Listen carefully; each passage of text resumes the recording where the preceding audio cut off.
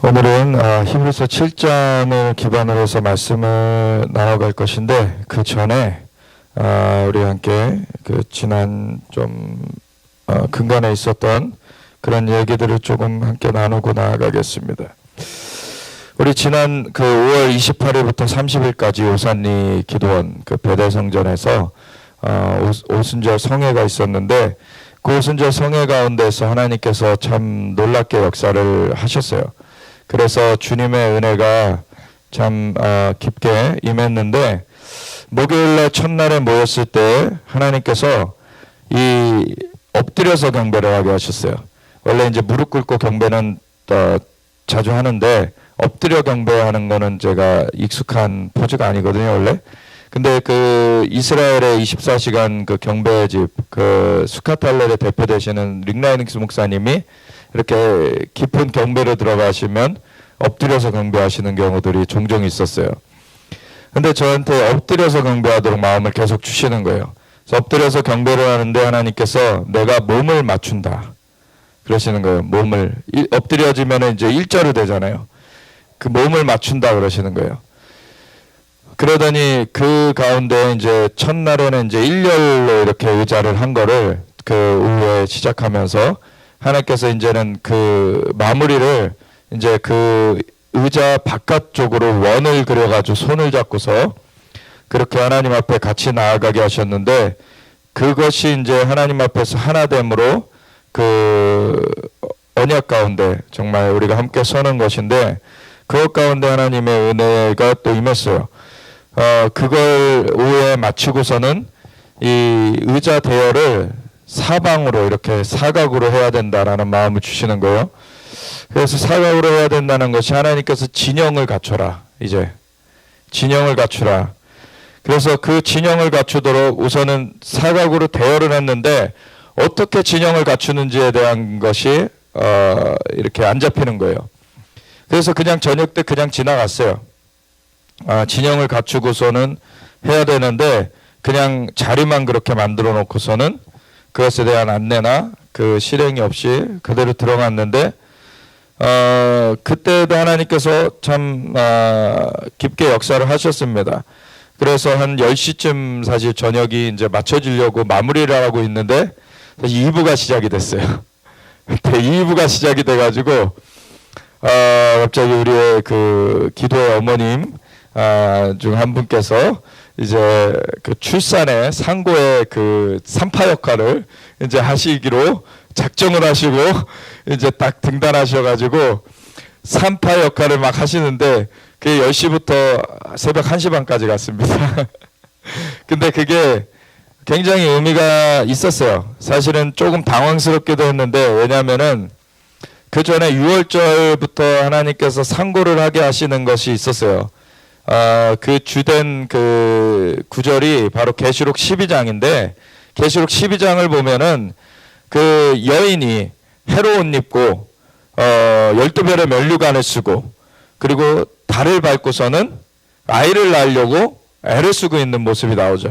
근데 그 아이를 낳으면은 집어삼키려고 또 용이 대기하고 있어요. 붉은 용이. 근데 아이가 태어나면은 하나님께서 그 아이를 하늘로 끌어올리셔서 보호하시는데, 그 여인이 이제 용의 그러한 괴롭힘을 피해가지고 이제 광야로 나가게 되죠. 그 여인이 무엇인가? 그 용이 어떤 존재인지는 분명하게 우리가 알 수 있어요. 용은 바로 그 옛 뱀이요, 그 마귀라. 그거 나와 있거든요, 분명하게. 근데 그 마귀가 이제 집어삼키려고 하는 그 아이를 보면은 장차 철장으로 만국을 다스릴 남자라 이렇게 나와요. 그러면 거기에는 만국이라는 표현, 우리가 계시록 강의를 이제 주일에 계속 해오면서 그거를 자세하게 나눴었죠. 거기에 나오는 만국이라는 표현이 2장 그 계시록 2장 말미에 나오는 두아디라 교회를 향한 이기는 자에 대한 약속에 나오는 장차 철장으로 만국이 다스리게 하리라 하고 하는 그 만국이랑 사실 원어적으로는 같지 않다고. 여기 이제 계시록 12장에 나오는 거는 모든이라는 그 판타라는 수식어가 있어요. 근데 그 계시록 2장 말미에 두아디라 교회를 향하여서 그 이기는 자에게 약속하신 것은 모든이라는 수식어가 없어요. 거기는.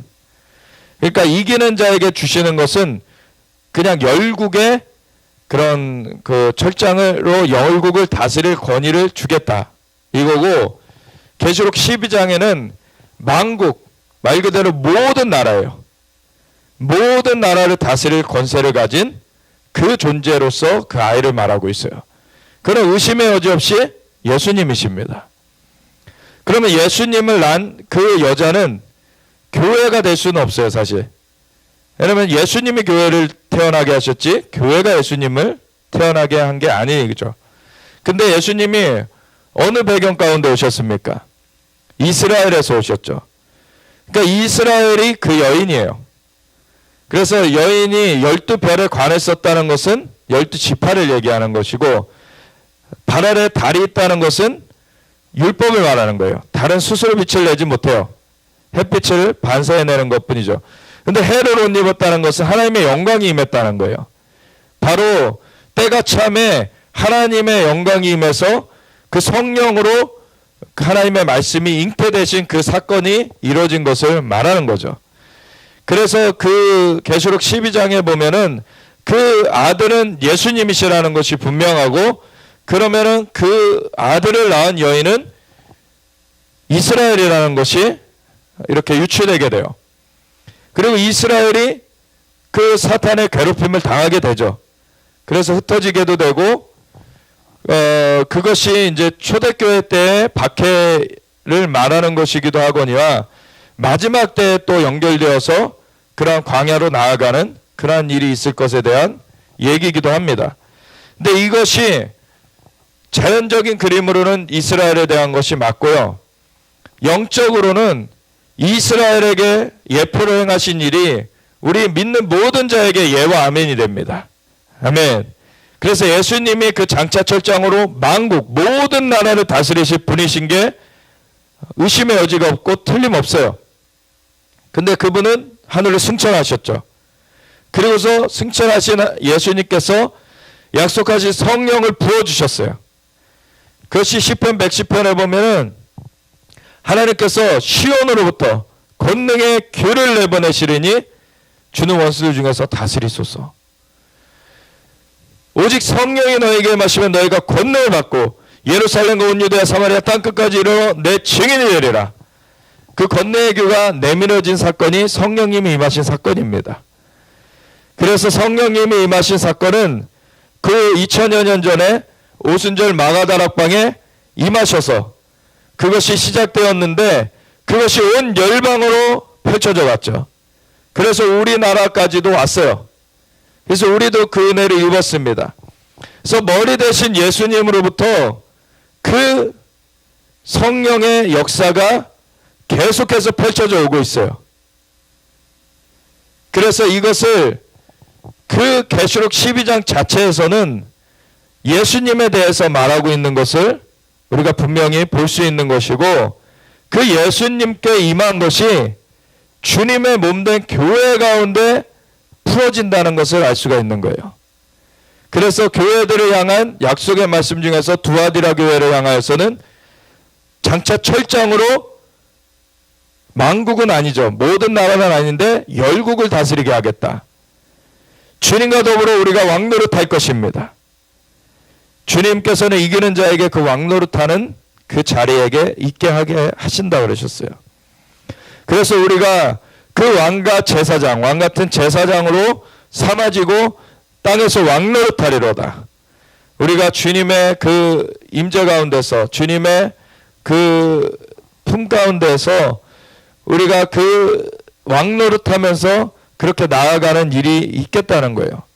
근데 이것이 무엇을 또 말하냐면, 마지막 때에 로마서 8장의 말씀처럼 피조물이 고대하는 바는 하나님의 아들들이 나타나는 것이다. 하나님의 아들들은 바로 맏아들 되시는 예수님을 닮은 사람들이에요.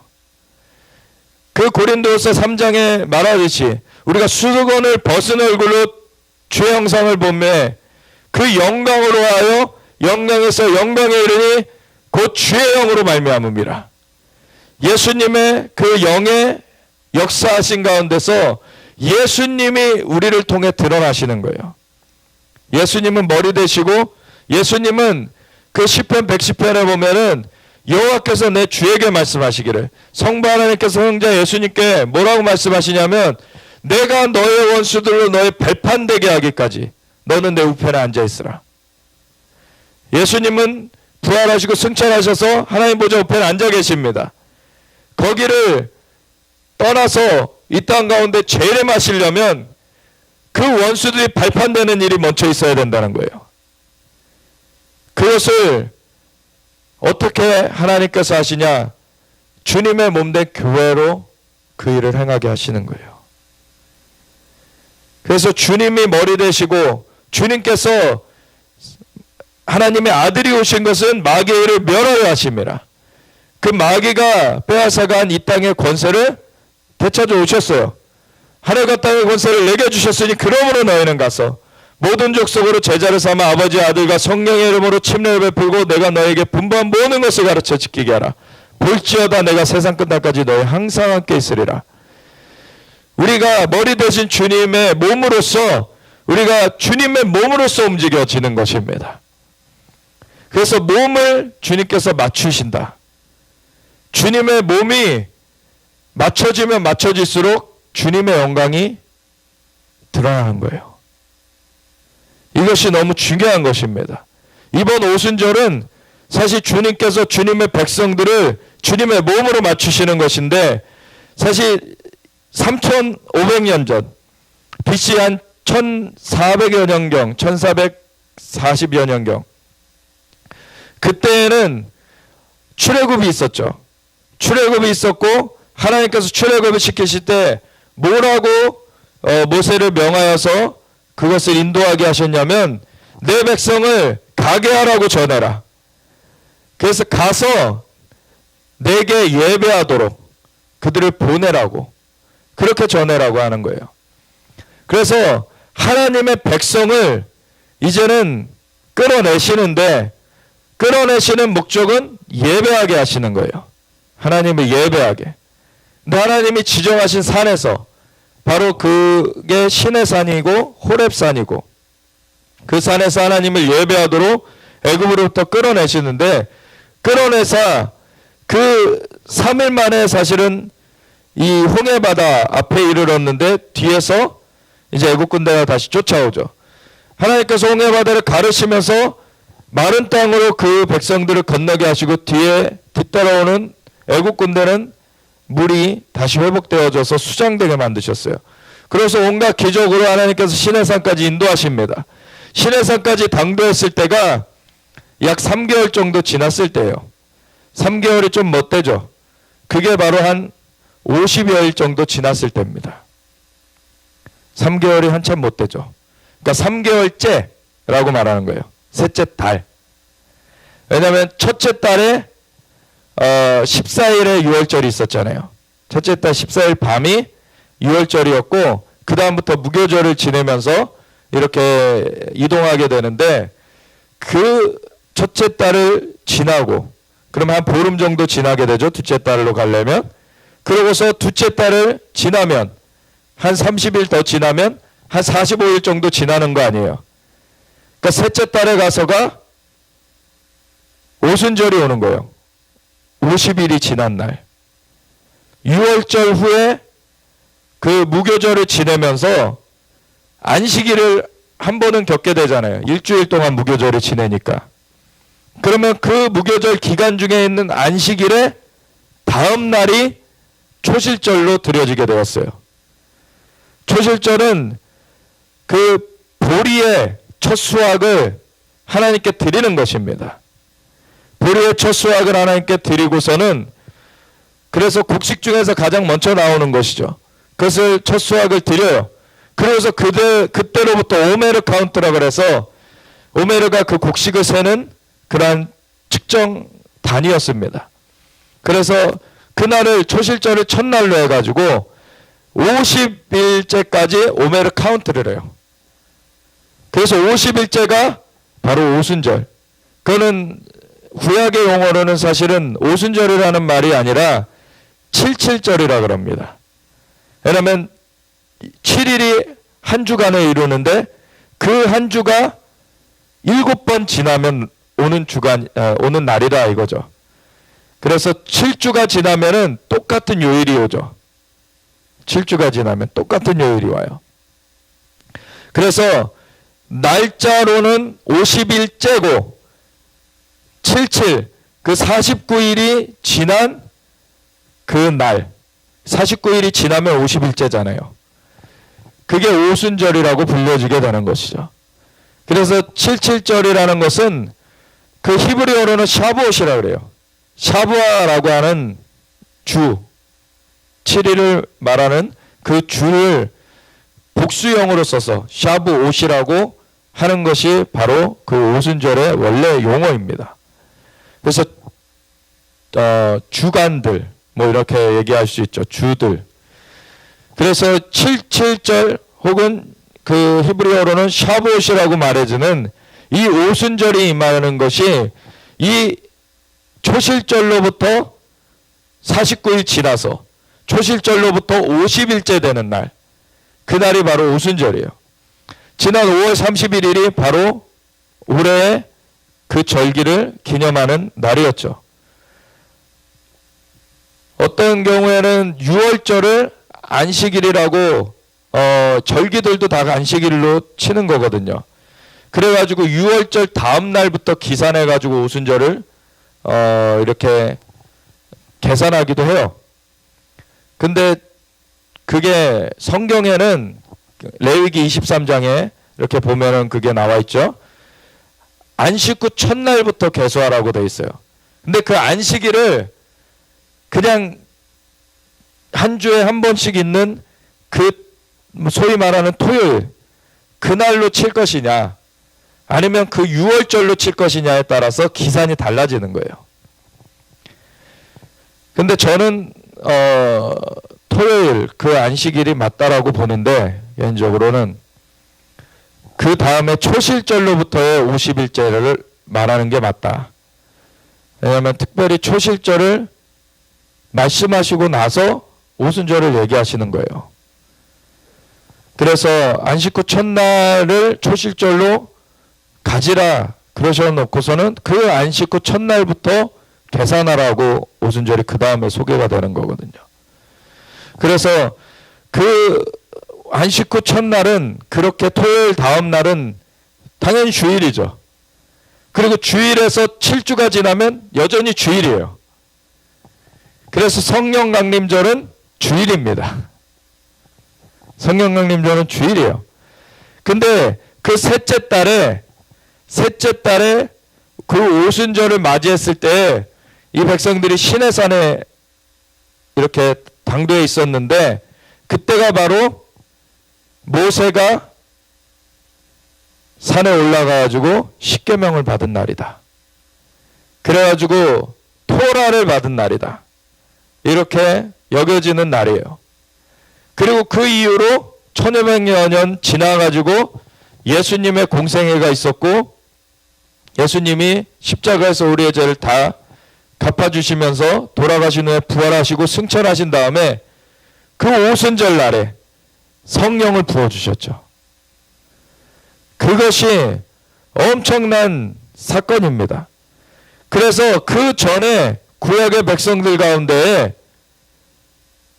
하나님께서 토라 말씀을 주셨고 그리고 그 말씀의 영이신 성령님을 그 똑같은 절기에 보내주셨어요. 그런가 하면 이제는 주님이 다시 오실 날이 가까우고 있습니다. 그때 지금 이번 오순절이 정말 큰 오순절이다. 이런 그 선지자들이 계속 동일하게 얘기하는 거였어요. 이것이 주님의 다시 오심을 앞두고 마지막 때에 이기는 자들을 세우기 위한 정말 놀라운 성령의 역사하심. 성령이 그 오순절 2000여 년 전에 임하셨지만 그것은 완전하게 그 마지막 때에 그 모든 성취를 한 것이 아닙니다. 그때는 그 성취하기 위한 시작을 하신 거예요. 그런데 그것이 오순절에 그 요에서 2장에 예언된 대로 모든 육체에게 성령이 부어지리니 자녀들은 예언할 것이요 청년들은 환상을 보고 아비들은 꿈을 꾸리라. 내 영을 내 남종과 여종에게 부어지니 저희들이 예언할 것이라. 사실은 이 초대교회 때에는 예언의 역사도 풀어졌지만 사실 치유의 역사하고 이런 기적의 역사들 그런 것들이 많이 풀어졌고요. 그리고 이것은 주로 사도들을 통하여서 나타났어요. 그런 역사들이. 물론 성령 충만한 집사들 이런 일반 성도들을 향하여서도 위에서도 그런 것들이 나타나긴 했지만 마지막 때에는 모든 육체에게 주님의 영을 부어주시리니 자녀들은 예언할 것이요 청년들은 환상을 보며 아비들은 꿈을 꾸리라. 특별히 이것이 아주 큰 계시의 영역을 다루고 있는 것을 보게 되는 것입니다. 그리고 요에서 2장에 그 말씀이 증거되기 전의 배경을 보면 그 요에서 2장 28절에가 그 후에라고 시작을 하는데 그 전의 상황을 보면은 북쪽으로부터 군대가 쳐들어온 배경 가운데 성전이 있는 배경 가운데 제사장들이 제단과 낭시 사이에서 울며 하나님 앞에 회개하는 회개의 성회를 여는 그런 배경 가운데 그러한 일이 펼쳐진다는 것이 나와 있어요. 그러니까 초대교회 때 그 말씀은 이미 맛보기로 부어졌고 그것이 성취되기 시작했지만 그 완성을 거기서 보이진 않았다는 거예요. 마지막 때에 이 완성이 있을 것을 우리가 알 수 있는 것이죠. 그것이 되어질 때 분명히 이스라엘에는 성전이 재건되어 있어야 됩니다. 그리고 이스라엘의 치료는 대적의 공격이 있겠다는 거예요. 근데 그것을 놓고 하나님 앞에 너희는 금식일을 정하고 거룩한 성회를 소집해라. 그러면은 내가 마음이 정말 이 백성들을 향하여서 너희 백성들을 향하여서 마음이 이렇게 타올라서 너희에게 영을 부어주겠다. 이렇게 말씀하신 거예요.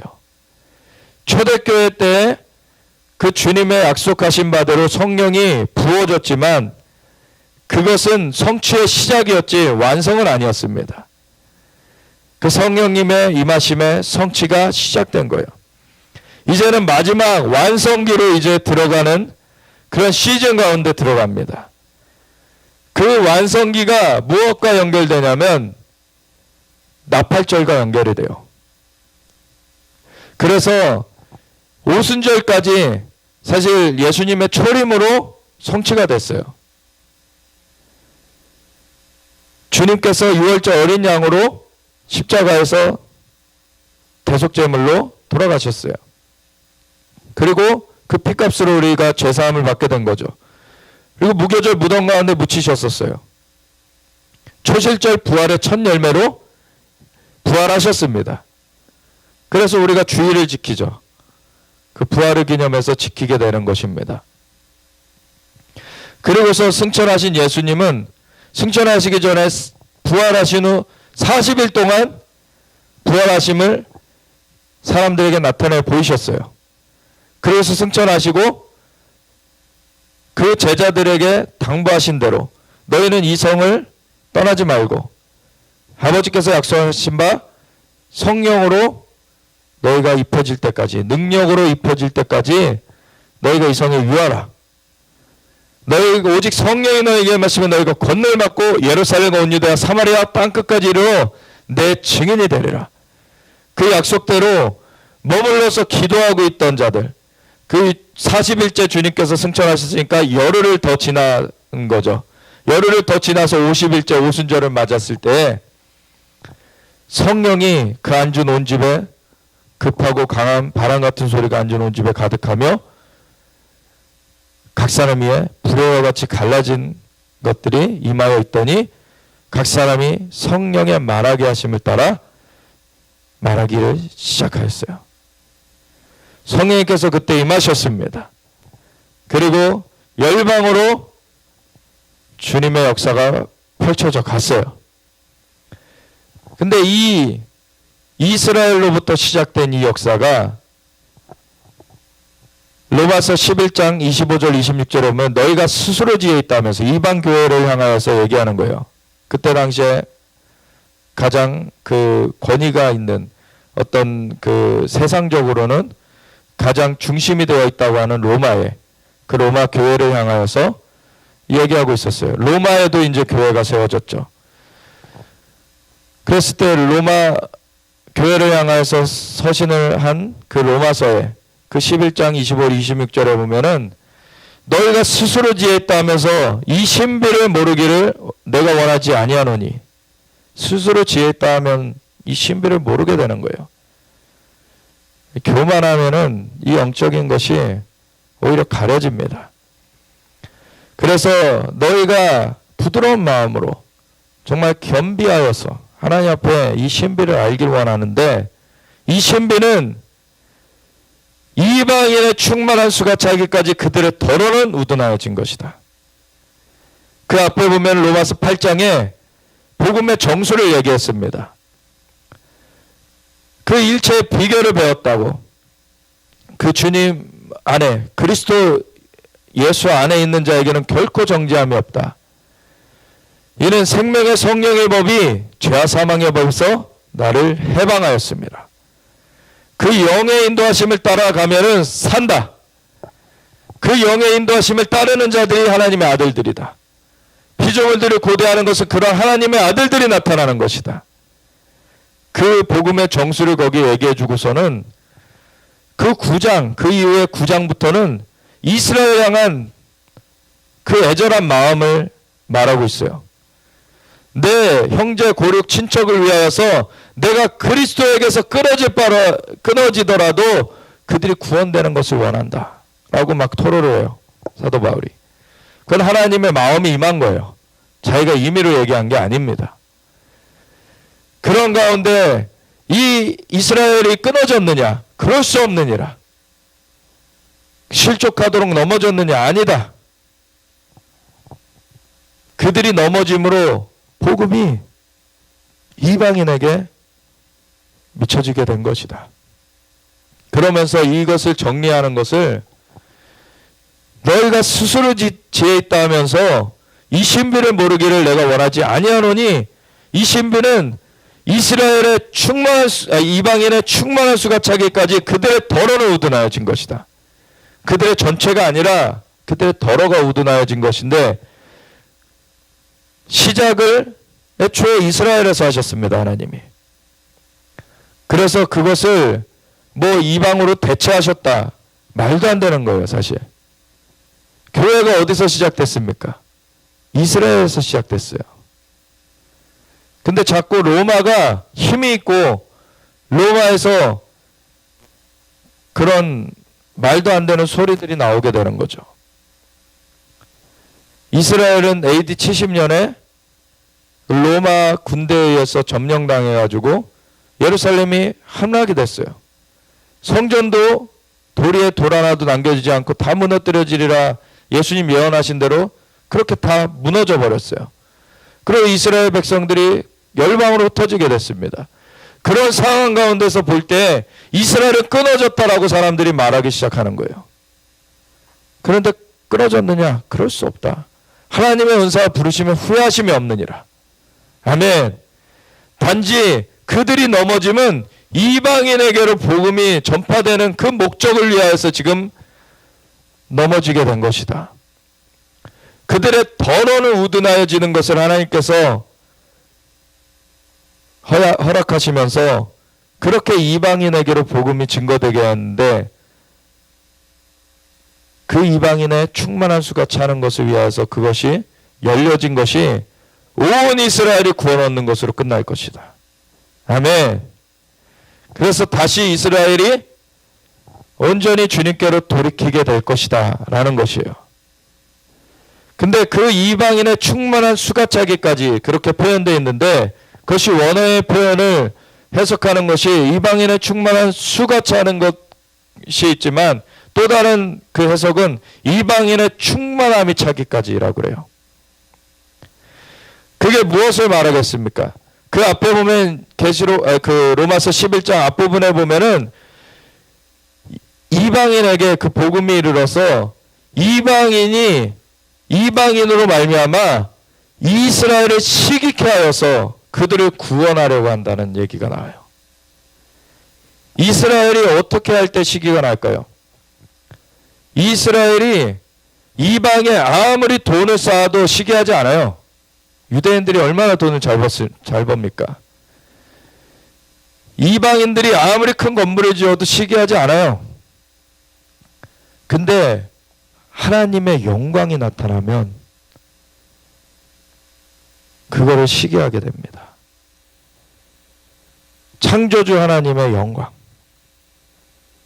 그거는 본인들이 창조주 하나님의 선택받은 백성이라고 그렇게 유지하면서 왔는데, 이방에서 그 영광이 보여지게 될 때 이거 어떻게 된 거지? 그랬을 때 이것이 바로 만물의 창조주 하나님이 이스라엘을 선택하셨지만 열방을 구원하시는 하나님이시라는 것을 알게 되고, 그 구원자 예수님을 보게 되는 것이에요. 그 예수님을 하나님이 보내셨구나. 그 예수님의 이름이, 그래서 바루카바 메시아 아도나이, 찬송하리로다 주의 이름으로 오시는 여. 그것이 시편 118편에 보면 찬송하리로다 여호와의 이름으로 오시는 여. 원어는 그렇게 되어 있는 것입니다. 여호와께서, 창조주 하나님께서 보내신 것이구나. 그 예수님을 영접하게 되는 거예요. 그럼 이방인의 충만함이 나타나야 돼요. 이스라엘이 시기나게 되려면. 그 이방인의 충만함은 성령으로 사로잡힌 것이 나타나야 되는 거예요. 이방인 중에 성전이 세워지진 않죠. 성전은 다시 이스라엘에 세워집니다. 그 영광도, 성전의 영광은 이스라엘에 나타나게 되는 거예요. 근데 이것의 확대의 영이 바로 우리 각 사람이 예수 그리스도의 하나님의 성전이 되어서 우리 안에 성령님이 임하시게 된 거죠. 그리고 한 몸이 되어서 하나님께서 거하실 처소가 되기 위해서 함께 성전으로 지어져 가고 있는 거예요. 이 몸으로서 함께서는 그 영광이 나타나는 것을 통하여서 이스라엘은 시기나게 되는 거예요. 주님의 몸된 교회의 영광.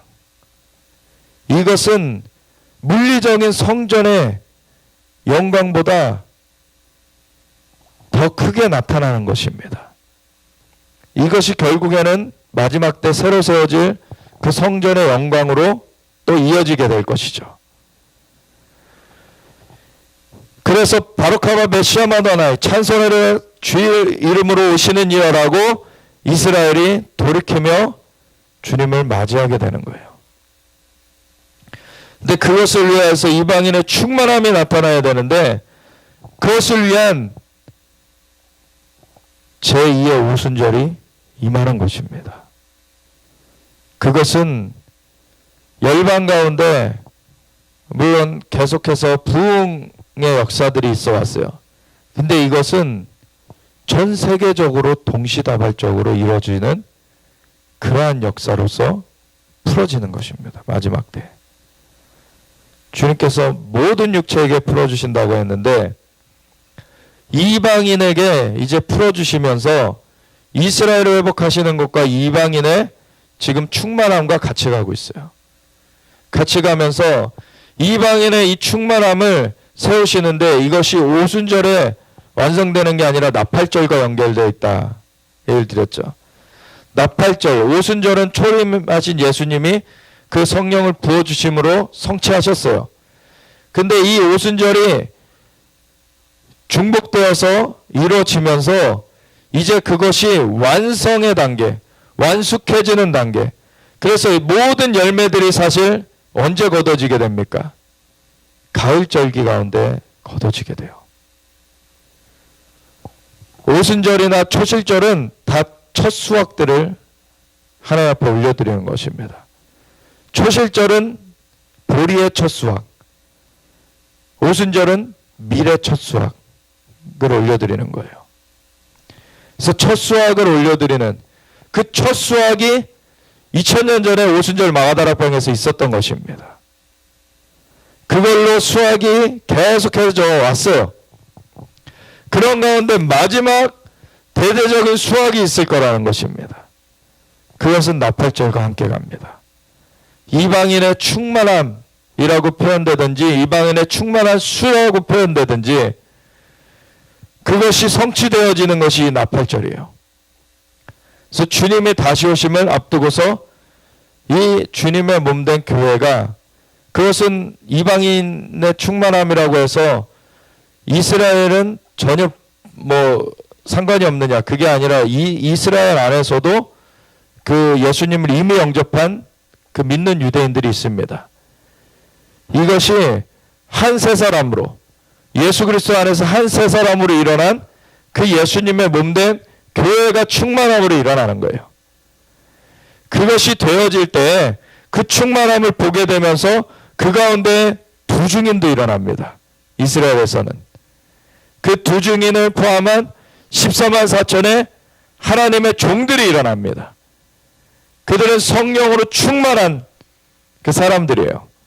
그 자들이 계시록 7장에 그 하나님의 종들로 이스라엘에서 일어난다고 되어 있고, 그리고 흰옷 입은 허다한 그 각 나라 족속과 백성과 방언에서 나오는 그 사람들이 이방에 있을 것에 대해서 또 얘기하고 있고, 그 이스라엘의 14만 4천의 하나님의 종들은 계속 11장에 보면 성전에서 경배하는 자들로 나와 있습니다. 그리고 그 가운데 두 증인이 또 있죠. 두 증인은 온갖 기적을 행하면서 완전히 이 성령으로 사로잡힌 그 모형을 나타내 줍니다. 그래서 그 치러 오는 군대를 그냥 입에서 불을 토해서 사르기도 하고, 하늘을 닫아 비를 내리지 않게 하기도 하고, 물을 변하여 피가 되게 하기도 하고, 아무 때든지 원하는 대로 재앙으로 땅을 칩니다. 이것은 모세를 통한 하나님의 기적과 엘리야를 통한 하나님의 기적을 합친 거예요. 그래서 마지막 때에는 이 모세와 엘리야의 무리가 일어날 것이다. 두 증인은 말 그대로 두 인물일 것이고, 그것이 그들이 예표적인 인물인데 진짜 그와 같이 무리가 일어날 것이다. 이스라엘에서는 14만 4천, 이방에는 커다란 무리들이 일어날 것이다. 이것이 나팔절의 성취인 것입니다. 이제 주님 다시 오신다는 나팔이 불려지는 거예요. 그러면서 이제는 이스라엘의 그 성전이 회복된 상태에서 그 성령의 충만함이 나타나면서 이제 주님을 아직 모르던 그 이스라엘 백성들까지도 주님께로 돌이켜오는 일이 있게 되는 것입니다. 그것이 바로 속죄일의 성취로 되어지는 거예요. 그들이 그 찌름받은 그를 바라보고 통곡하기를 장자를 위하여 도와타리로다. 아멘. 그 속죄일의 성취까지 있어야지 그 다음에 주님이 재림하십니다. 그 속죄일의 성취가 있으면 이스라엘 백성들이 예수님을 향하여서 바르카바 베시아 마도나이, 찬송하리로다 주의 이름으로 오신 이여 고백하게 되죠. 그 고백을 받으시면서 주님께서 임하신다는 것입니다. 그러면은 초막절이 성취가 되는 거예요. 이 땅 가운데 주님의 임재의 장막이 완전히 드리워지는 것이죠. 아멘. 그것을 위해서 우리는 지금 오순절이 성취된 그 상황 가운데서 이제 나팔절로 가고 있는 것입니다. 나팔절의 성취로. 그러면서 우리가 이 오순절의 성취가 오늘날에 사는 우리에게도 그대로 이어지면서 이것이 나팔절의 성취까지 우리 세대에 갈 수 있기를 우리가 보면서 나아가는 거예요. 그것이 근데 여러 가지 사인들로 볼 때 우리 세대에 이것이 이루어질 거라는 사인들이 나타나고 있는 거예요. 이스라엘의 성전이 재건될 날이 멀지 않았습니다. 그래서 이번 오순절은 정말 마지막 때에 그 성령의 부어주심을 이전 영광보다 더 크게 부어주시려고 하는 그러한 징조를 보이신 그러한 오순절이에요. 그래서 이 오순절 가운데 계시록 12장에 그 말씀처럼 예수님께서 기름 부음 받으신 것, 그 철장 권세로 모든 나라, 만국을 다스리도록 기름 부음 받으신 것을 예수님이 머리 되심 가운데 몸으로서 정렬한 그 백성들 가운데 부어주시는데, 그것을 부어주실 때 이것이 강력하게 이제 드러나게 되는 그 시즌으로 들어가게 되는 것입니다. 사실 이 사인이 2017년에 하늘에서 보여졌었어요.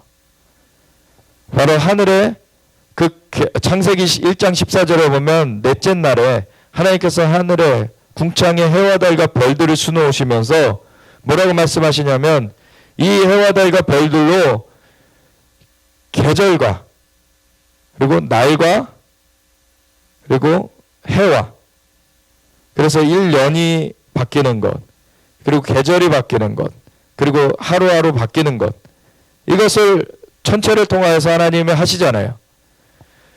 그것과 함께 뭘 말씀하시면 징조를 이루라 그랬어요. 징조.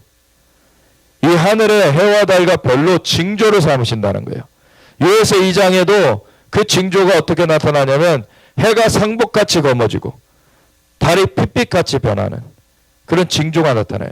그 하늘의 권능들이 흔들리는, 별들이 흔들리는 그런 일들이 있다는 얘기가 나와요. 그런 징조들이 보입니다. 마지막 때 이 징조 가운데 이 별들도 이 징조를 나타내는데, 이 별의 징조를 보고 예수님의 초림 때 왔던 자들이 동방박사들이죠. 별을 보고 왔어요, 그들이. 근데 오늘날 또 역사상에 이렇게 이걸 잘못 이렇게 쓰고 있는 점성술과는 다른 것이죠. 그것은 점성술은, 그러니까 점성술이나 모든 주술들은 다 뭡니까? 하나님께서 만들어 놓으신 그 자연을 가지고서는 숭배하는 거예요. 그리고서 그걸 가지고서 자기네들의 그 유익을 위해서 그것들을 사용하는 그러한 것인데, 만물의 창조주를 멸시하고 피조물을 경배하는 거예요. 그 모든 것들은 그 배후에 또 마귀가 있다고 해도 그 마귀도 피조물 중에 타락한 존재이죠. 다 피조물을 경배하는 것들이에요. 그 귀신을 그렇게 따르는 것도 다 피조물을 경배하는 거예요. 그것은 다 멸하여지는 것입니다. 오직 창조주 하나님만 경배해야 되는 것입니다. 아멘. 근데 창조주 하나님께서 창조하실 때 해와 달과 별들로서 징조를 삼으신 것이 있다는 거예요. 그래서 그것 가운데서 이 하늘에 그 여인의 그 모양이 나타났는데, 그 여인의 모양 가운데 목성이 그 배에 해당되는 그 위치에 9달 반 동안을 머물러 있게 됐어요. 그때 당시에 그 9달 반을 머물다가 2017년 나팔절에 이 목성이 출산되는 것처럼 그 별의 그 모양에서 이제 아래로 나오게 됐는데, 그 나오는 그 상황이 머리, 그 여인 모양의 별의 그 형태에서 그 머리 쪽에 해가 있고 그 다리 쪽에 다리 쪽에 달이 있고, 그런 상태에서 그 목성이 9달 반 만에 나온 거예요. 그런 것이 하나의 징조를 보여주게 된 것이죠. 이거는 그거를 우리가 숭배하는 게 아니죠. 그건 그냥 사인으로서 보는 거예요. 그리고 우리는 그걸 만드신 하나님을 경배하는 거죠. 하나님이 질서를 부여하셨어요. 언제 어떻게 움직일지를 하나님께서 정하셨어요. 그 하나님이 주제이십니다. 하나님께서 뭘 하시는가가 우리의 관심사인 거죠. 하나님께서 무슨 사인을 주신 거냐면 이제 이 계시록 12장에 그 역사를 예수님의 머리 대신 가운데서 정렬한 교회들에게 강력하게 풀어주실 때가 왔다는 거예요. 그게 마지막 때에 이기는 자들을 세우시는 것입니다. 하나님의 아들들을 세우시는 거예요.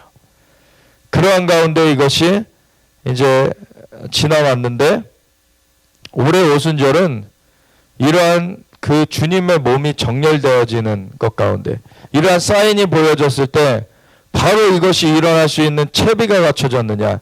그건 또 아니죠. 주님의 몸이 하나 되어져야지 이것을 받을 수가 있는 것이에요. 그래서 주님의 몸이 하나 되어지는 그 주님의 그 역사를 계속 인도해 오셨습니다. 그런 가운데 하나됨으로 주님께서 몸을 맞추신다. 그러시고서는 상고를 하게 하시는데 6월절부터 갑자기 하나님께서 상고를 막 하게 하시는데 영안이 열려서 보는 분들은 이 막 아이들이 이제 영적으로 출산되는 모습들이 보여지는데 막 대량 생산하듯이 컨베이어 벨트에 막 줄줄줄줄 나오더라는 거죠. 이게 성령의 역사를 우리 가운데 이렇게 환상으로 보여주시는 것들이죠. 성령님께서 우리 자연계, 이 보이는 세계는 보이지 않는 세계의 그림자에 불과해요. 그래서 이 땅에 있는 것이 영계에 없다라고 생각하면 안 돼요. 이 땅에 있는 것은 그림자예요. 일부에 불과해요. 오히려 이 땅에 있는 것은 영계에 다 있고 영계에는 그보다 훨씬 풍성하게 있다는 걸 알아야 돼요. 아멘. 이 땅에 말이 있는 것 같이 영계에도 말이 있습니다. 이 땅에 있는 것들이 영계의 그림자로서 지금 나타나 있다는 걸 알아야 돼요. 그래서 영계에 있는 것들을 우리가 알 수 있어야 되고 그것을 우리가 하나님의 영으로 인도하심을 받으면서 그것들을 우리가 다룰 수 있어야 돼요. 아멘. 그래서 엘리야가 아하방 앞에서 그 850명의 그 거짓 선지자들을 이제 물리치고서는 그 중에서 이제 450명의 그 바알의 선지자들만 이제 죽이게 됐고 아세라의 선지자들은 못 죽였지만 그 승리를 얻고 나서 이제 그 아합한테 비가 올 것에 대해서 이제 7번을 기도하다가 그 사원을 계속 보냈는데 이제 손바닥만한 구름이 보인다라는 그 보고를 받고서는 아합왕한테 이제 비가 올 것이니 마차 타고 내려가라. 마차 타고 내려가라 라고 아합왕한테 먼저 말해놓고 마차 타고 내려가는 그 아합왕을 그 기도하기 전에 먼저 큰 비의 소리를 들었기 때문에 그걸 마차 타고 먼저 내려가라 그랬고 기도하고서 그 7번째 손바닥만한 구름이 보여진다는 전가를 받고서는 엘리야도 내려가요. 그 마차 타고 먼저 내려간 자를 따라잡습니다. 앞서 달려가요. 엘리야가 이 자연의 능력으로 할 수 있었겠습니까? 그는 영계에 하나님의 능력이 임한 거예요. 이것이 성경에 나타나는데도 그거를 캐치하지 못해요, 사람들이. 그만큼 영적인 것에 무지하기 때문에 그래요. 성경에 나오지 않는 얘기들을 하는 게 아닙니다. 성경에 나와 있는데 못 보는 것들이에요. 빌립 집사가 순간이동을 했죠. 간다게 네시한테 복음을 전하고서는 갑자기 다른 도시에서 나타나요. 그런 일들이 성경에 기록되어 있는데 그거를 무시해버려요. 우리는 영계에 이런 영역들이 있다는 것을 알아야 됩니다. 그리고 우리가 그것 가운데 움직일 수 있어야 돼요. 그래야지 마지막 때에 그 하나님의 영으로 인도하심을 받는 자들이 하나님의 아들들이고, 그 하나님의 아들들이 나타나는 것을 피조물들이 고대하고 있고, 하나님의 아들들이 이 하나님의 영으로 인도하심을 받는 하나님의 아들들이 되어져야, 성숙해져야 이기는 자들로서 나아갈 수가 있는 거예요. 그래서 계시록 12장에 그 하나님의 역사를 이루시기 위해서, 그것은 만국을 철장으로 다스릴 예수님의 머리 대신 아래서 주님과 더불어 왕노릇할 자들이 준비되어지는 거예요. 그러한 일을 위하여서 주님께서 사인도 보여주시고 그 상고도 계속하게 하시는 거예요.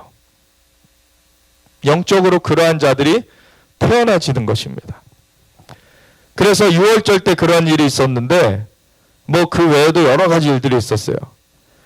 4월 24일 날 이하르월 1일이라고, 그때가 둘째 달 1일, 종교력으로 둘째 달 1일인데, 그때가 민수기에 보면은 1장에 그 군대를 개수한 날이에요. 군대가 소집된, 그 개수된 날이에요. 20세 이상의 그 전쟁을 치를 수 있는. 그래서 그날에 우리가 오산리 기도원에 모여가지고 예배를 했는데, 그때도 하나님이 막 출산을 하게 하셨는데, 특별히 그 찬양 인도하시는 분의 사모님이 출산을 강력하게 하게 하셨어요. 그러더니 이번에는 출산을 또 다른 찬양 인도하는 분의 사모님이 또 강력하게 하게 하셨어요. 그래가지고 이 찬양 그 팀 부부 두 커플이 4명이잖아요. 그러면 그래가지고 영광의 그 언약궤를 메고서 전진한다고 그 4명이 서가지고 전진을 할 때 하나님의 임재가 강력하게 임하는 거예요. 근데 이것이 그 출산 가운데 하나님께서 이 일들을 지금 하고 계십니다. 영적인 출산들을 하고 계세요. 그래서 강력하게 하나님 출산하면서 여자들은 출산했는데 남자들은 출산 안 했잖아요. 그래서 남자들도 막 하느라고 새벽 1시 반까지 갔는데, 그러고서는 이제 마무리를 했어요. 왜냐면 그날 마무리 안 하면 다음 날까지 해야 될 것 같아서 우리가 아주 그냥 힘써서 했습니다. 근데 뭐가 있냐면 출산을 그 상고를 하다 보니까 유다의 사자의 소리가 나오기 시작해요. 우리를 통해 표효하시는 주님의 음성이 나타나기 시작해요. 주님의 왕권이 나타나는 겁니다. 그게. 그래서 한 분은 기도하는데 계속 유다의 사자가 앞발로 이제 그 어둠을 찢는 그러한 환상을 보시기도 하시고, 저도 이 유다의 사자의 소리가 막 나와가지고 그것을 계속 이제 경험하고 그랬는데, 이러한 것은 실제입니다. 사모하세요. 영적인 실제를 경험하도록 사모하세요. 이것은 사모하는 자에게 옵니다. 영적인 실제하는 영역이기 때문에. 왜냐하면 믿음은 바라는 것들의 실상이요, 보이지 않는 것들의 증거라 그러셨어요. 이 땅 가운데 보이는 세계가 보이지 않는 세계의 그림자와 같이 우리에게 비춰주는 것들이 있어요. 그럼 이 자연계에도 있는데 영계에는 이것에 원형이 있다는 거예요. 무슨 의미인지 아시겠어요? 그림자는 형체를 나타내 주지만 입체감을 표현하지 않습니다. 이 땅에 있는 것은 우리가 굉장히 더 실제적인 것처럼 느끼지만, 이것도 실제지만 이거보다 더 실제인 것이 영계입니다. 영계를 너무 허상적으로 알고 있어요, 사람들이. 자연계가 지어지기 전에 영계가 먼저 지어졌습니다. 영계에서 반란이 일어났는데 하나님께서 배합하셨죠. 그 영계에서 반란해가지고 떠나간 쫓겨난 자들이 마귀의 무리고, 자연계를 지으셨는데 자연계의 통치의 권한을 인간에게 부여해놨더니 그 영계에서 반란해서 떠나간 그 마귀의 꼬드김에 넘어가서 이 자연계도 넘어가 버렸어요. 근데 하나님은 다 계획이 있으셨죠. 하나님은 뭐 마귀가 그럴 줄 모르셨겠습니까? 오히려 마귀까지도 완전히 멸하시도록 이 자연계를 통해서 하나님이 역사를 펼치신 것입니다. 이 땅에 하나님의 형상대로 지음받은 존재는 피조물 중에는 인간뿐이 없어요. 천사도 하나님의 형상대로 지음받지 않았어요. 하나님의 형상대로 지음받은 존재는 사람뿐이 없습니다.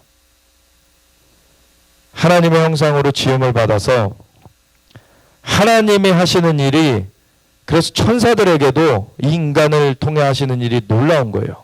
시편에 보면은 이 하나님이 하시는 일을 천사들도 놀랍게 본다는 얘기가 있어요. 천사는 한참 전에 지어졌고 그런데도 천사들도 놀라는 일인 거예요. 근데 이 인간을 통하여서 하나님께서는 이 마귀의 세력을 깨트리시는 거예요. 예수님께서 두 번째 아담으로 오셔서 마귀를 멸하십니다. 십자가에서 그 머리를 깨트리셨고 부활하셨고 승천하신 예수님이 주님의 영을 부어서 주님의 아들들을 세우시고 계세요. 아멘. 이것이 얼마나 놀라운 일인지를 알아야 되는 것입니다. 그것 가운데 우리가 지금 진입해 들어가면서 이 오순절 가운데 하나님이 출산을 또 계속 이어가셨는데, 그런 가운데 하나님이 정말 영광으로 주님의 임재가 임하는 그런 진을 짜게 하신 거예요. 그러면서 한쪽에 이제 중보기도 그룹, 한쪽에 찬양단, 한쪽에 저 나팔 부는 그룹, 한쪽에 깃발 그룹 해가지고 딱 진을 짜서 예배하기 시작하니까 이제 하나님의 영광이 나타나기 시작하는데, 하나님의 영광이 둘째 날 오후가 제일 강했던 것 같아요. 그때 하나님의 영광이 막 임하여서 진짜 그 찬양단 그 두 부부가, 두 커플이 이제 언약궤를 지고서, 이제 그거는 그냥 천으로서 우리가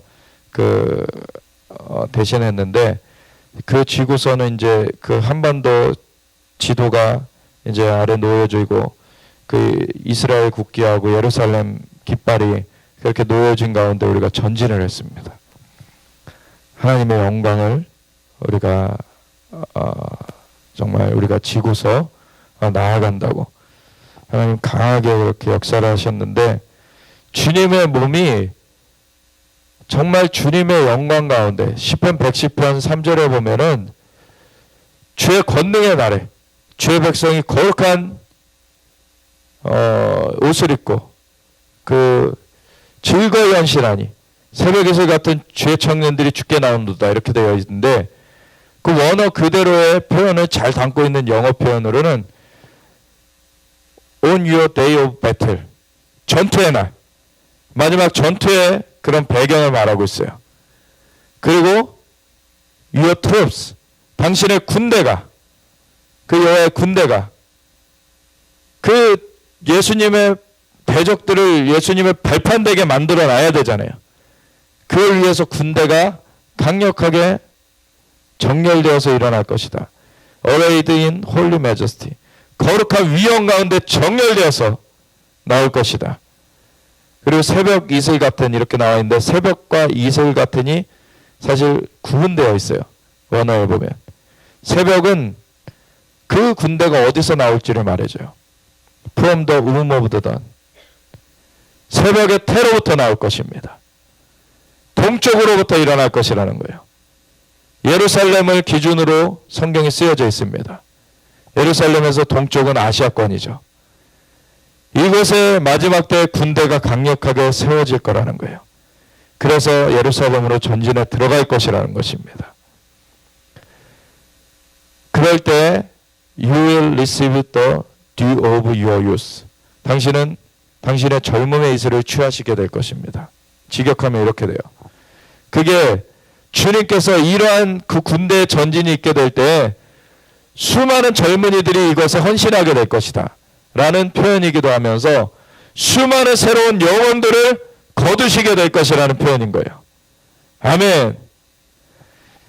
이 시편 110편에 1, 2, 3절에 보면은 이 얘기를 하고 있는데 이것이 오순절에도 인용이 되었었습니다. 2000년 전에 사도 베드로가 이 여호와께서 내 주에게 말씀하시기를 내가 너의 원수들로 너의 발판이 되게 할까지 내 우편에 앉아있으라 하시지 않았느냐. 이 다윗이 쓴 시편이거든요. 예수님께서 바로 승천하셔서 하나님 보좌 우편에 앉아 계시다. 그래서 성령을 우리에게 부어주신 것이다. 이러한 근거 구절로 사도 베드로가 인용했던 구절입니다. 그리고 1절이 그렇게 되어 있고 2절이 여호와께서 시온으로부터 권능의 귀를 내보내시리니 주는 원수들 중에서 다스리소서. 아멘. 시온은 주님의 통치본부, 3층 천 하늘에도 하나님의 보좌가 있는 그 시온이 있습니다. 그곳으로부터 이 땅의 시온은 예루살렘이에요. 예루살렘에 성령님이 임하신 그 사건이 이 권능의 귀가 내밀어진 사건이다 라는 것이죠. 그리고서 3절이 그 싸움을 어떻게 마무리하실 것이냐. 바로 동편으로부터 거룩한 위험으로 정렬된 군대를 일으키시겠다는 거예요. 아멘. 예루살렘으로부터 사방으로 복음이 증거되어져 가면서 주된 그 선교의 축은 서진해 왔습니다. 그래서 서쪽으로 예루살렘에서 안디옥으로 또 저기 그 터키 지역으로 그리고 로마로 이렇게 넘어가면서 영국으로 넘어갔다가 미국으로 대서양을 건너서 미국으로 넘어갔죠. 미국에서 이제 태평양을 건너서 오면은 아시아권입니다. 이제 아시아권에서 하나님께서 강력한 지금 마지막 때 군대를 일으키시려는 거예요. 열방에서 다 군대들이 일어날 것이지만 주된 군대가 이 동편으로부터 일어날 것이라는 거예요. 아멘. 우리나라의 부르심이 굉장히 큽니다. 그걸 알기 때문에 마귀가 그렇게 여기에 집중하면서 전 세계적으로 유례없는 그런 북한과 같은 나라를 이렇게 여기다 세워놨어요. 근데 저 북한의 악한 그 보좌는 무너졌습니다. 이제 자연적으로 나타날 날이 다가오고 있어요. 지금 대북 전단 때문에 막 지금 난리치고 있죠. 그만큼 저기가 지금 불안정하다는 얘기예요. 지금 동요되고 있다는 거예요, 사람들이. 그 전에 아주 빈틈없이 그렇게 감옥처럼 철저하게 관리하던 것이 지금은 흐트러졌다는 얘기예요. 지금 곧 문이 열릴 날이 옵니다. 그에 앞서서 저기 지금 그 대적과 연하여 가지고 지금 짝하고 있는 자가 이 땅에 세워졌는데 같이 없어질 거예요. 지금 이제 얼마 안 남았어요. 근데 이것을 그냥 대적이 없어지는 게 우리의 목적이 아닙니다. 만왕의 왕 대신 예수님이 오시는 것이에요. 그날을 맞이하기 위하여서 우리가 군대로 정렬되어서 일어나는 것이 중요한 것입니다. 성령으로 충만해지는 것이 중요한 거예요. 그냥 어려움이 없게 해달라. 이거는 주님의 다시 오심을 준비하는 기도가 아닙니다, 사실.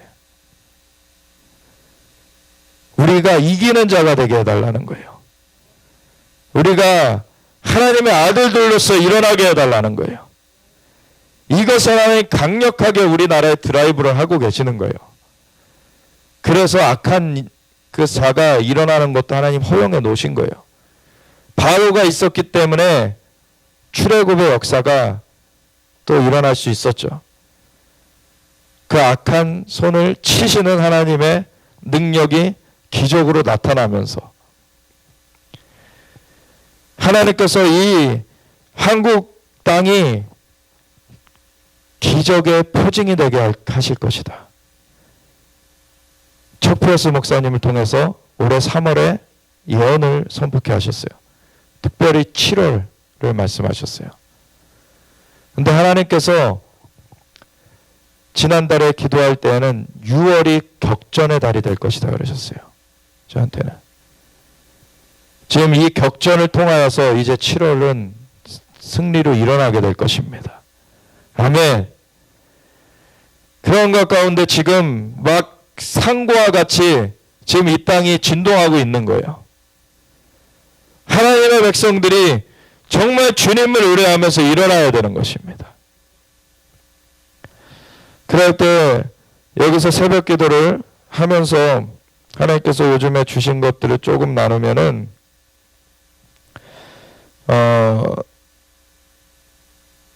몇 가지만 그냥. 어제 같은 경우에는 새벽 기도 때 이제 이번 6월 들어서서 이제 새롭게 오시는 분이 계시게 됐는데 환상을 하나님께서 보여주시는데 그분을 포함해서 이제 한 150명, 200명 이렇게 사람들이 이제 기도하러 모여진 거예요. 아, 이제 하나님이 기도의 군대를 이제 부대를 세우시겠구나. 그리고 통일을 위한 회담장이 보여져요. 한쪽에는 유엔군, 한쪽에는 대한민국군. 네. 이제 통일을 위한 회담이 열려지겠구나. 그리고 오늘 같은 경우에는 돌무덤의 문이 열려지면서 안에 생명나무가 보여요. 주님께서 이제 부활의 권능을 부어주십니다. 주님이 부활의 주님이시죠. 그리고 우상의 발이 깨어지는 모습을 보여주셨어요. 이제 하나님의 그 권능의 군대가 일어날 것입니다. 아멘. 우리가 온전하게 주님을 의뢰하면서 지금 함께 나아가야 되는데 히브리서 7장의 말씀 그냥 쭉 읽고 우리가 이미 배경 설명들은 다 했으니까 우리 예수님만 만왕의 왕이요 완주의 주로서 우리가 온전히 붙쫓아서 전진해야 됩니다. 이 멜기세덱은 살렘 왕이요 지극히 높으신 하나님의 제사장이라 여러 왕을 쳐서 죽이고 돌아오는 아브라함을 만나 복을 빈 자라. 살렘 왕이면서 제사장이었어요. 우리가 왕 같은 제사장이라고 말씀하시죠. 왕과 제사장으로서 나아갈 때 이 모델이 되는 그 인물이 멜기세덱이에요. 근데 이는 족보도 없어요. 바로 예수님의 그런 현현이었다고 보는 거죠. 그래서 예수님이 이 멜기세덱의 반차를 따라 오셨어요. 사실 뒤에 레위인의 제사장 직분은 이 아브라함 때보다도 430년 후에 온 거죠.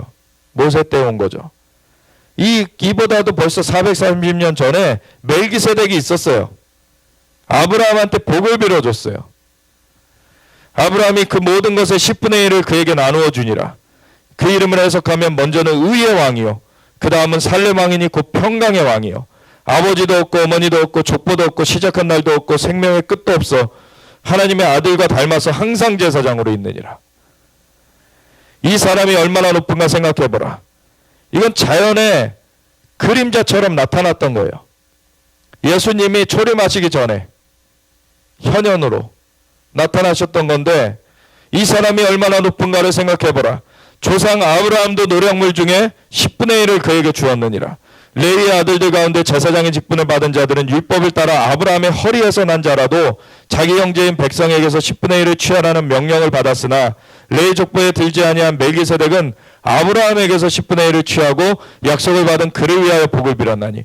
그러니까 이 제사장들로 삼아진 레위인들보다도 얼마나 이 멜기세덱이 뛰어난 제사장인가를 말하고 있는 거예요. 레위 족보에 들지 아니한 멜기세덱은 아브라함에게서 10분의 1을 취하고 약속을 받은 그를 위하여 복을 빌었나니 논란의 여지 없이 낮은 자가 높은 자에게서 축복을 받느니라. 아멘. 이거를 잘 염두에 두셔야 돼요. 사실 이 축복에 흘러오는 역사가 있어요. 그래서 이 주님의 그 몸된 가운데 잘 정렬이 돼야 돼요. 머리 대신 주님으로부터 흘러내릴 때 시편 133편에 뭐라고 얘기하십니까? 형제가 연합하여 동거하며 어찌 그리 선하고 아름다운 거. 그 아론의 머리에 그 부은 기름이 수염을 타고 옷깃까지 내린 같도다. 수염이라는 그 원어는 장로들이라는 뜻이에요. 그 머리 대신 주님으로부터 그 아론은 대제사장을 말하는 것이죠. 그 영원한 대제사장은 예수님이십니다. 예수님 머리 대심 아래에서 수염을 타고 옷깃까지 적시도록 그 기름이 부어진다는 거예요. 그게 그냥 부어지는 게 아닙니다. 그 질서로 부어지는 거예요. 그런 가운데 그 부어주시는 분은 주님이시라는 것을 우리가 항상 잊지 말아야 되고, 그렇지만 주님의 몸된 그 연결 가운데서 주님이 그 통로로 부어주시는 것이 있다는 거예요. 그리고 그 헐몬의 이슬이 시온의 산들에 내린과 같도다. 그 공급이 물이 어디서부터 어디로 흐릅니까? 위로부터 아래로 흐르는 거예요. 그곳에서 주께서 복을 명령하셨느니 곧 영생이로다. 아멘. 축복이 그렇게 흘러오는 것입니다. 여기도 보면은 논란의 여지 없이 낮은 자가 높은 자에게서 축복을 받느니라. 또 여기는 죽을 자들이 10분의 1을 받으나 저기는 산다고 증거를 얻은 자가 받았느니라. 또한 10분의 1을 받는 레위도 아브라함으로 말미암아 10분의 1을 바쳤다고 할 수 있나니, 아브라함이 레위인에게도 조상이잖아요. 그러니까 이미 아브라함이 살레망 멜기세덱에게 바친 거가 레위인도 거기다 바친 거예요. 이는 멜기세덱이 아브라함을 만날 때 레위는 이미 자기 조상의 허리에 있었습니다. 그 다음 세대인 거예요. 레위 계통의 제사 직분으로 말미암아 온전함을 얻을 수 있었으면 백성이 그 아래에서 율법을 받았으니 어찌하여 아론의 반차를 따르지 않고 멜기세덱의 반차를 따르는 다른 한 제사장을 세울 필요가 있느냐. 제사 직분이 바꾸어졌은즉 율법도 반드시 바꾸어지리니, 이미 아브라함 때 세워진 것이, 그것이 헌법과 같은 것이죠. 뒤에 세워진 그 실정법이 헌법을 넘어설 수가 없는 거예요. 그래서 제사 직분이 바꾸어졌으니 율법도 반드시 바꾸어지니 이것은 한 사람도 제단 일을 받들지 않는 다른 지파에 속한 자를 가르쳐 말한 것이라. 우리 주께로부터 유다로부터 나신 것이, 우리 주께서는 유다로부터 나신 것이 분명하도다. 이 지파에는 모세가 제사장들에 관하여 말한 것이 하나도 없고 멜기세덱과 같은 별다른 한 제사장이 일어난 것을 보니 더욱 분명하도다. 그는 육신에 속한 한 계명의 법을 따르지 아니하고 오직 불멸의 생명의 능력을 따라 되었으니 증언하기를 내가 영원히 멜기세덱의 반차를 따르는 제사장이라 하였도다. 전에 있던 계명은 연약하고 무익함으로 패하고 율법은 아무것도 온전하게 못할지라. 이것은 임시적인 것이에요. 율법의 그 제사장 직분, 율법의 그 제사법들, 이런 것들은 불완전한 것이죠. 온전한 것이 올 때까지 임시로 주신 것들이었어요. 근데 예수님이 오신 것이 온전한 것이 온 것이었죠. 그래서 이에 더 좋은 소망이 생기니 이것으로 우리가 하나님께 가까이 가느니라. 또 예수께서 제사장이 되신 것은 맹세 없이 된 것이 아니니 그들은 맹세 없이 제사장이 되었으되 오직 예수는 자기에게 말씀하신 이로 말미암아 맹세로 되신 것이라. 주께서 맹세하시고 뉘우치지 아니하시리니 내가 영원히 제사장이라 하셨도다. 이게 시편 110편 후반부에 나오는 말씀이에요. 이와 같이 예수는 더 좋은 언약의 보증이 되셨느니라. 제사장 된 그들의 수요가 많은 것은 죽음으로 말미암아 항상 잊지 못함이로되 예수는 영원히 계심으로 그 제사장 직분도 갈리지 아니하느니라. 그러므로 자기를 힘입어 하나님께 나아가는 자들을 온전히 구원하실 수 있으니 이는 그가 항상 살아계셔서 그들을 위하여 간구하심이라. 이러한 대제사장은 우리에게 합당하니 거룩하고 악이 없고 더러움이 없고 죄인에게서 떠나 계시고 하늘보다 높이 되시니라. 그는 저 대제사장들이 먼저 자기 죄를 위하고 다음에 백성의 죄를 위하여 날마다 제사 드리는 것과 같이 할 필요가 없으니 이를 그가 단번에 자기를 드려 이루셨습니다. 아멘. 율법은 약점을 가진 사람들을 제사장으로 세웠거니와 율법 후에 하신 맹세의 말씀은 영원히 온전하게 되신 아들을 세우셨느니라. 아멘. 예수님으로 말미암은 이 축복은 영원히 온전케 된 것입니다. 그래서 이 예수님 안에서 우리가 계시록 22장을 보면은 그래서 마지막 때에 자연적으로도 우리가 임하는 것을 보게 될 것인데 하늘에 이루어진 것 같이 땅에 이루어지게 되는 것이죠. 하늘엔 이미 이루어져 있는 것입니다. 그 하늘에 우리는 예수님의 보혈로 씻김받고 나서 성령으로 거듭나게 되어짐으로 성령님의 함께 하신 가운데 연결되어 있어요. 그래서 또 그가 수정같이 맑은 생명수의 강을 내게 보이니 하나님과 및 어린 양의 보좌로부터 나와서 길 가운데로 흐르더라. 강 좌우에 생명나무가 있어 12가지 열매를 맺되 달마다 그 열매를 맺고 그 나무 잎사귀들은 만국을 치료하기 위하여 있더라. 아멘. 하나님의 보좌로부터 이 생명수가 흐릅니다. 우리가 이것을 예수님으로 말미암아 받아 누릴 수 있게 된 거예요. 성령님의 역사하심이 우리 가운데 풀어지게 된 것입니다.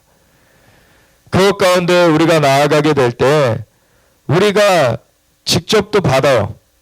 근데 주님의 몸으로서 우리가 각 사람은 다 한정된 시간이 있고 한정된 그런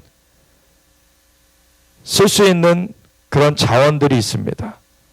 그래서 사람들이 한 사람이 모든 걸 할 수 없어요.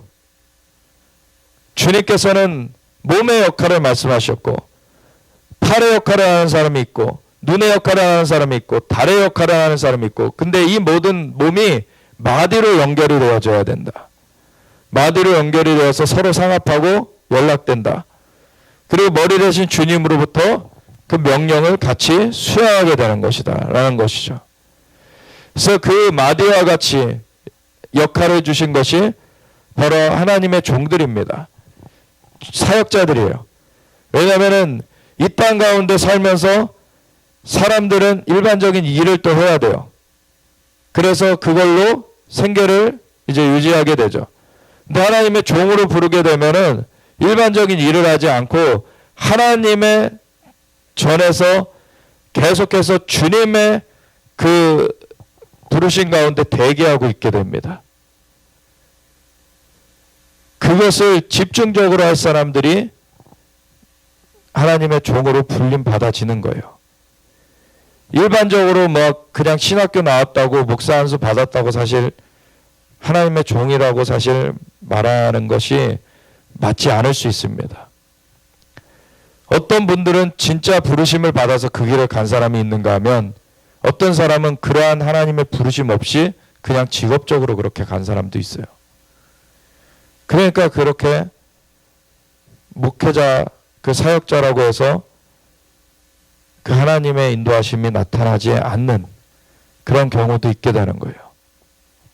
하나님의 부르심이 있으면은 그 주님의 부르심을 따라가게 되면 그 결실이 있습니다. 예수님이 머리 되시고 그 인도하심을 받아야 되는 거예요.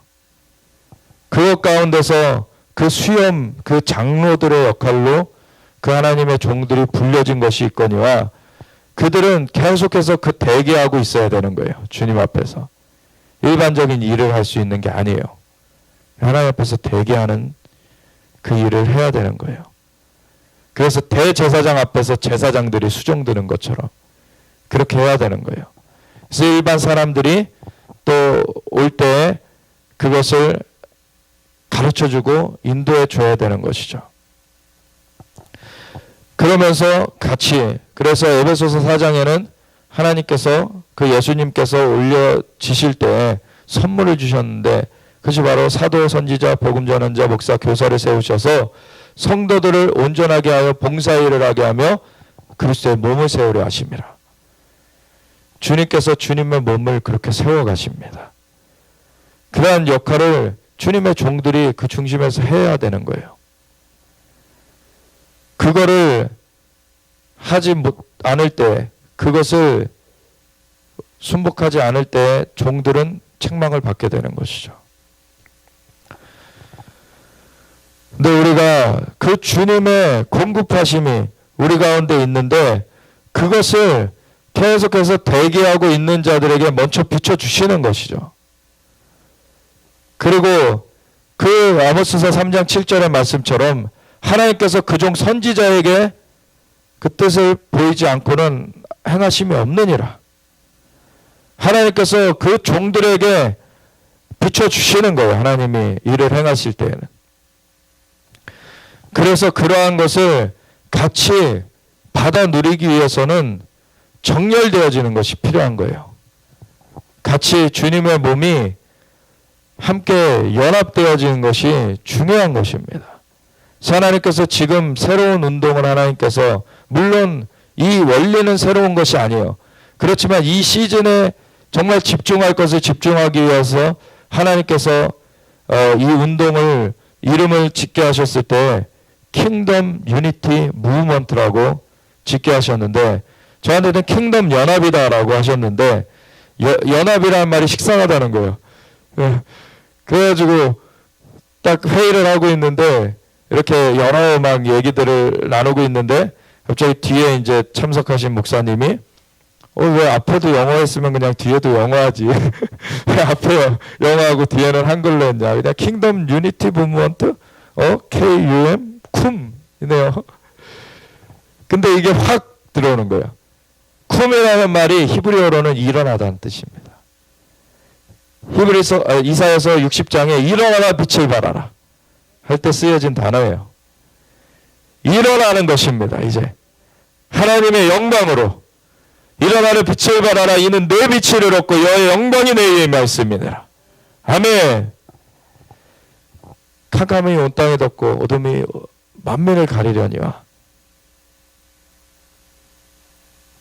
열왕은 내 비치는 광명으로 열방은 내 비치는 빛으로 나올 것이다. 여호와께서 내 위에 임하실 것이기 때문에 우리가 그 영광 가운데 일어나야 되는 것입니다. 그래서 우리가 킹덤 유니티, 하나님 나라의 그 한몸됨으로 연합됨으로 서게 될 때 영광이 나타나는 거예요. 우리가 개인적인 어떤 욕심을 구하는 것으로 흐트러지게 되면은 그것이 자신한테도 화가 되고 그 몸에서 이제 누수가 생기는 것입니다. 근데 하나님의 나라를 구하면 너희가 먼저 그의 나라 우리를 구해라. 그러면 이 모든 것을 너에게 더해 주시리라. 주님의 공급하심이 부어지는 거예요. 이번 오순절을 지나면서 제 마음에는 이제는 물질을 하나님 풍성하게 풀어주시겠다는 그 확신이 왔습니다. 이제 하나님께서 물질을 풀어주십니다. 왜냐하면 주님의 몸이 하나 돼서 서면은 주님의 공급하심이 풍성해지는 거예요. 그것이 그 물질만이 아니라 하나님의 영광이 나타나는 것으로 우리가 나아가야 되는 것입니다. 아멘. 우리가 주님의 몸으로 하나 되어서 나아가기 원합니다. 그래서 함께 기도할 때 하나님 주님의 빛을 비춰주시고 우리가 온전히 주님의 영광 가운데 나아가게 하여 주시옵소서. 시편 110편을 우리가 3절까지 아까 인용했는데 3절 이후의 부분들을 한번 보면서 우리가 기도로 넘어가겠습니다. 읽는 거는 1절부터 그냥 쭉 읽겠습니다. 7절까지니까. 여호와께서 내 주에게 말씀하시기를 내가 내 원수들로 내 발판이 되게 하기까지 너는 내 오른쪽에 앉아있으라 하셨도다. 여호와께서 시온에서부터 주의 권능의 길을 내보내시리니 주는 원수들 중에서 다스리소서. 주의 권능의 날에 주의 백성이 거룩한 옷을 입고 즐거이 헌신하니 새벽이슬 같은 주의 청년들이 주께 나오는도다. 여호와는 맹세하고 변하지 아니하시리라. 이르시기를 너는 멜기세덱의 서열을 따라 영원한 제사장이라 하셨도다. 주의 오른쪽에 계신 주께서 그의 노하시는 날에 왕들을 쳐서 깨뜨리실 것이라. 문나라를 심판하여 시체로 가득하게 하시고 여러 나라의 머리를 쳐서 깨뜨리시며 길가의 시냇물을 마심으로 그의 머리를 드시리로다. 아멘. 주님께서 다시 오실 것입니다. 주님 영광의 왕이십니다. 주님 홀로 영광을 받으시고 예, 주님의 머리 되신 가운데 우리가 주님의 몸으로 정렬되어집니다. 주님의 군대로서 일어납니다. 예, 거룩한 위엄 가운데 정렬되어서 일어섭니다. 주님의 영으로 손을 잡아 주시옵소서. 우리가 주의 집에 같이 나아가겠습니다. 주의